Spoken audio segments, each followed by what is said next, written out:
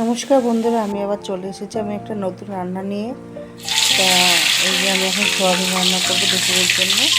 ওদিকে গোটা গরম মশলা, শুকনো লঙ্কা, তেজপাতা ফোড়ন দিলাম। তার মধ্যে সামান্য লবণ হলুদ দিয়ে দিলাম। দেখুন এই কৌটোগুলো আমি কিনে নিয়ে এসেছি। কেমন লাগলো কমেন্ট করে জানাবেন।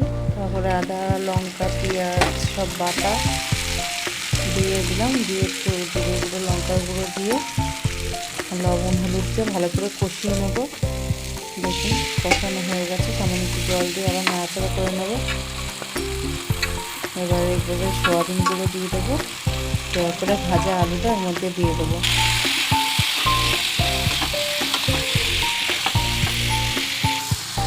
আলুটা দিয়ে দিলাম, এরপরে আমি ভালো করে আবার কষিয়ে নেব।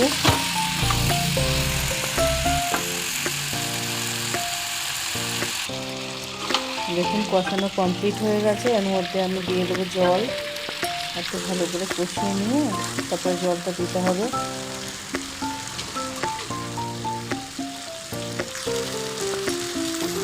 কষিয়ে কষিয়ে রান্না করে টেস্টই আলাদা হয়। দেখুন এইভাবে জলটা দিয়ে দিলাম, গরম জল করে রেখেছিলাম সাইডে। এর মধ্যে আমি একটু গরম মশলা দিয়ে দিলাম,